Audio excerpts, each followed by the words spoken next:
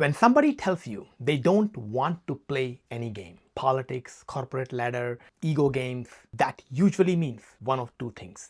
Either they're genuinely opted out, they're content, but that is rare. Or the second option is they're losing the game and they can't admit it, which is most of the time. So I was talking to a client of mine who was frustrated about politics in their workplace. Before we talk about him, let's have a quick context if we have not met. I'm Yogi. I spent 6 years at Meta as a research scientist before I started coaching engineers and tech leaders through exactly these kind of moments. The promotion, the politics, the conversation nobody wants to have. So back to my client. I was having this conversation with him, and this is a brilliant guy. Previously worked in big companies, working directly under a major CTO right now, and he was about to walk away from all of it for the wrong reasons. Let me explain what I mean. His setup on paper looks like a dream setup. Again, working under a major CTO of a major financial firm, hot product space, but what he says, he's detached. But really, he's not putting 100% into his work. Last week, he walked out of a meeting because, in his words,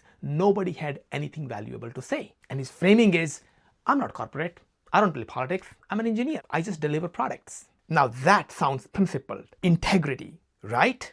No, wrong. What really happened was his ego was bruised. When our egos are bruised, we rarely say, I'm losing. We say, the game doesn't matter. What was going on, he got cut out of a meeting, another peer was running, got DM'd for telling someone else about it, he felt outplayed, and instead of sitting with it, his mind handed him a story. I don't want to play this game anyway. The pattern is always the same. You feel outplayed, you pretend not to care while caring deeply about it. The fact that it hurts is the testament to him caring. And that is the tell. That is the difference between really caring or not caring. The moment he broke through was when he said it out aloud. I'm just losing the game. I need to get better. So here is an insight. The day you stop pretending you don't care is the day you can actually win. This happened with me in my own life when I was working at Facebook. After a couple years of pretending not to care, eventually I realized I do care. And that changed everything for me. I went from okay performance to great performance. And part of the process, when you realize this, is to get influence, to get power. Here is the advice almost nobody gives you in self-help, professional help, world. Get the power. People without power cannot protect what they love, can't change anything, can't even help the people they say they want to help. Refusing power isn't moral. Most of the time, it is avoidance disguised as better PR. But, and this is a whole game, you need an anchor also with power. Otherwise, the power eats you. People who are averse to power know power corrupts us and they're afraid of that. So we need anchors. And let me explain that also. Think about a plastic bag in the ocean. It goes wherever the wave pushes it. No anchor, no self. That's most people once they get power. Now, think of a buoy. Those yellow or orange markers you see out at the sea, it also moves with the waves, but it is anchored 50 feet down. It can sway, but it always comes back to the center. It has a center to begin with. Now, what is an anchor in our life? Not your beliefs, not the things you post about, it's what you do daily. Sit quietly with yourself, move your body, eat well, sleep well.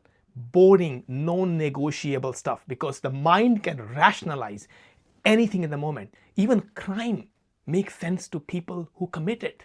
Sitting quietly is where you meet the part of yourself the mind cannot argue with. So having those anchors is critical in the process of getting power if you're averse to power, because you want to maintain your values. Now, I see two failure modes in people here when I work with engineers from the Bay Area and around the world. The first is the idealist who won't touch power, refuses to play, stays pure. Result, irrelevance. Watches other people shape the world they live in and then complains about the world, complains about the politics, complains about how people misuse them. And the second is the climber with no anchors, wants the power, goes for it. Let's see what happens. Not in touch of deeper values on a daily basis. And I don't mean talking about values on a podcast. I mean sitting quietly with yourself, contemplating deeply. Result, they get there. And then they become the thing they used to criticize. The victim becomes the perpetrator, and the cycle repeats. And surprisingly, a simple act of sitting with yourself on a regular basis takes care of that failure mode. Pascal wrote this in 1600s. All of humanity's problems stem from man's inability to sit quietly in a room alone. He would have a lot of fun looking at us humans in today's world. We have even harder time sitting in a room quietly. We reach out for distractions all the time.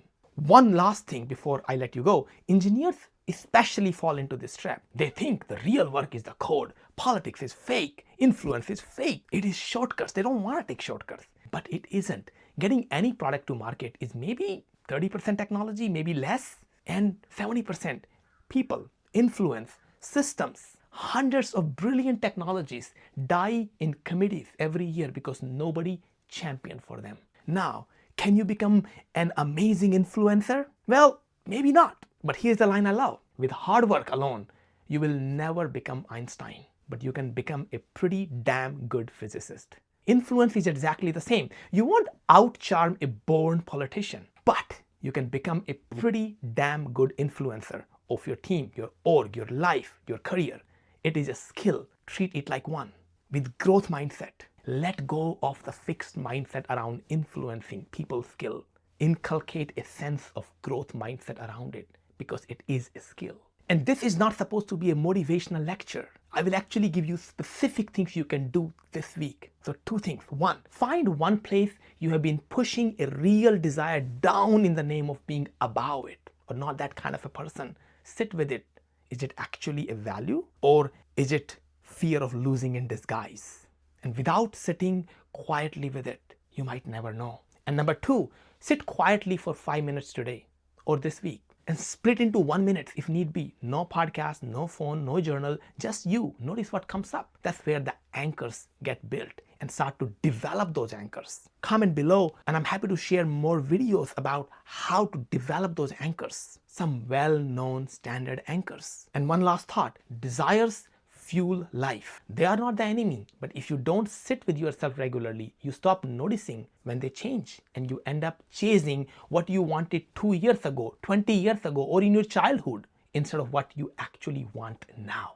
Desires are beautiful, but you learn about your present desires only by being present with them today. I opened by telling you that I don't want to play the game is usually a code word for I'm losing the game. But sometimes it could actually mean you really are self-realized and you don't care about the game and you have moved on from that game. Here is the part I didn't say at the start. Once you actually sit with yourself, really sit, you will know which one is true for you.